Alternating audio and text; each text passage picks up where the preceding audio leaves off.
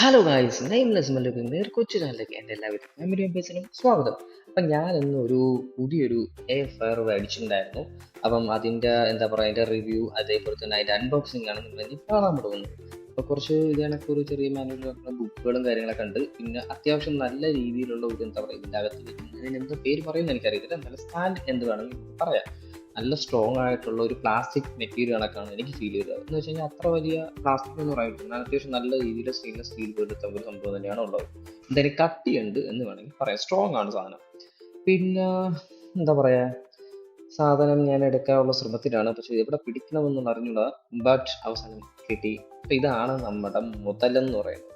അടിപൊളി സാധനം, എനിക്ക് ഒരുപാട് ഇഷ്ടപ്പെട്ടു. എൻ്റെ കളറായാലും എല്ലാം ഓക്കെ. അപ്പം ഞാൻ പയ്യെ നൈസിന് അതിങ്ങനെ നമ്മൾ എന്ത് ചെയ്യുക, കാര്യം ഇത് ഫസ്റ്റ് ടൈം ആയതുകൊണ്ട് തന്നെ ഇത് എങ്ങനെയാണ് ഇത് യൂസ് ചെയ്യുന്നത് എന്നുള്ളത് സത്യം പറഞ്ഞാൽ എനിക്കും അറിയത്തില്ല. നിങ്ങളെപ്പോലെ തന്നെയാണ് ഞാനും.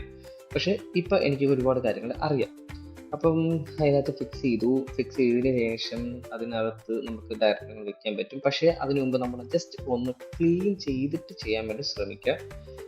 പിന്നെ വയറിൻ്റെ കാര്യത്തിൽ പറയുകയാണെങ്കിൽ ഒരു അത്യാവശ്യം കുഴപ്പമില്ലാത്ത ഒരു എന്താ പറയുക, ഒരു കുറച്ച് സെൻറ്റിമീറ്റർ ഉണ്ട് ലെന്ത് ഉണ്ട്. അപ്പോൾ ഇത് ഓൺ ആക്കുമ്പോഴത്തേക്കും ഇതേപോലെ ഒരു ഹലോ എന്ന് പറഞ്ഞൊരു മെസ്സേജ് കാണാൻ പറ്റും. അതേപോലെ തന്നെ ഒരുപാട് ഓപ്ഷൻസുകൾ കാണാൻ പറ്റും. ഫിഷ് ആണെങ്കിൽ ഫിഷ്, കേക്ക് ആണെങ്കിൽ കേക്ക്, ചിക്കൻ ആണെങ്കിൽ ചിക്കൻ, മീറ്റ് ആണെങ്കിൽ മീറ്റ്, അങ്ങനെയുള്ള ഒരുപാട് ഓപ്ഷൻസുകൾ നമുക്ക് ഇങ്ങനെ കിടക്കുന്നുണ്ട്. അവിടെ പോലെ തന്നെ മെനു ഉണ്ട്, അതേപോലെ തന്നെ പ്രീ ഹീറ്റ് ഉണ്ട്, പിന്നെ റീഹീറ്റും ഉണ്ട്.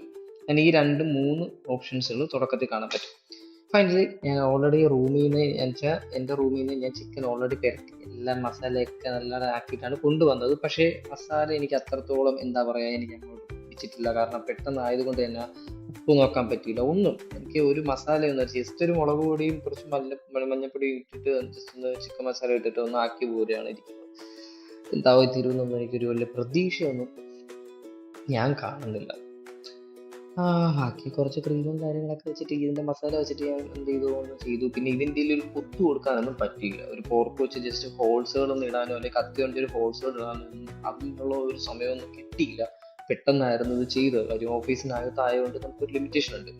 അപ്പം പെട്ടെന്ന് പറ്റുന്ന കാര്യങ്ങളൊക്കെ ചെയ്താണ് നോക്കിയത്. അപ്പം ഇതിൻ്റെ അകത്താണ് ഇതേപോലെ ഒരു കോയിലും കാര്യങ്ങളൊക്കെ ഉണ്ട്. അപ്പം ഇത് ഹീറ്റ് ആയതാണ് നമുക്ക് എന്ത് ചെയ്യും, നമുക്ക് ബാക്കിയുള്ള പരിപാടിയൊക്കെ ചെയ്ത് തരുന്നത്. അപ്പം ഞാൻ നേരെ ഇതെടുത്തു, നേരെ അതിനകത്തോട്ടങ്ങോട്ട് വെച്ച് കഴിഞ്ഞ് കഴിഞ്ഞാൽ വീണ്ടും നമുക്ക് എന്താ മെസ്സേജ് കാണാൻ പറ്റും.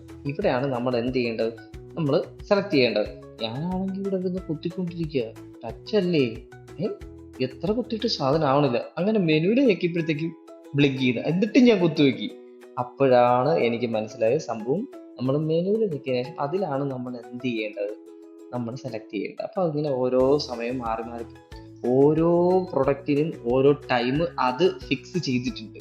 നമുക്ക് വേണമെങ്കിൽ ചേഞ്ച് ചെയ്യാം എന്നുള്ള ഓപ്ഷൻസ് നമുക്ക് എന്ത് ചെയ്യാം ഉണ്ട്. അതിൽ ആ ടൈം ആൻഡ് ടൈമർ എന്ന് പറഞ്ഞ് കിടക്കുന്നുണ്ട്. അതിൽ നമുക്ക് എന്ത് ചെയ്യാൻ പറ്റും, നമുക്ക് ടെമ്പറേച്ചർ ആൻഡ് ടൈം എന്ന് പറഞ്ഞ് കിടക്കുന്നത്. അതിൽ ടെമ്പറേച്ചർ നമുക്ക് ചേഞ്ച് ചെയ്യാം, ടൈമും വേണമെങ്കിൽ നമുക്ക് എന്ത് ചെയ്യാം, ചേഞ്ച് ചെയ്യാം. അപ്പൊ നമ്മൾ ചേഞ്ച് ചെയ്യാൻ വേണ്ടിയില്ല, 25 മിനിറ്റ് അങ്ങനെ തന്നെ ഇങ്ങനെ വെച്ചു.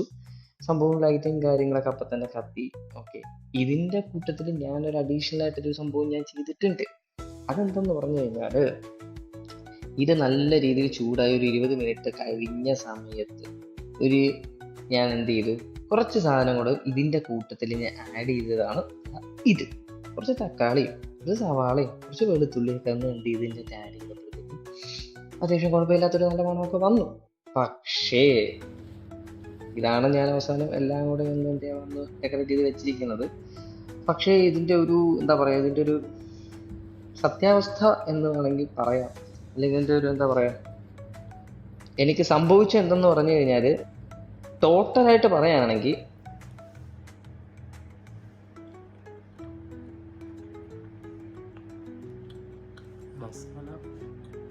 മസാല പണി കിട്ടി. കാരണം ഞാൻ രാവിലെ എടുത്താടി മസാല ചെയ്തുകൊണ്ട് ഉപ്പ് കൂടിപ്പോയി. എന്നതാ ഇത് ജീവനൊന്നും ആയില്ല.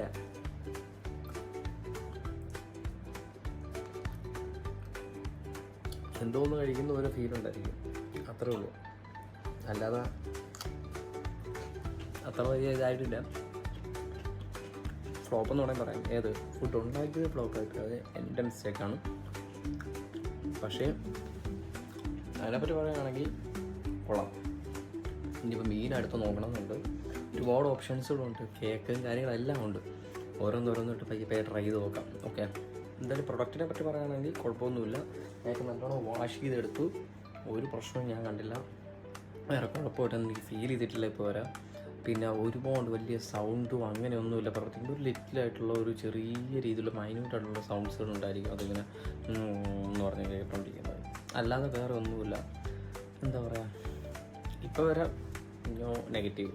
ഓക്കെ, ആർക്കെങ്കിലും പ്രൊഡക്റ്റ് കാണുന്നുണ്ടെങ്കിൽ ന്യൂട്രികുക്ക് എന്ന് പറയുന്ന ബ്രാൻഡ് അത്യാവശ്യം നല്ലതാണ്. Okay, by.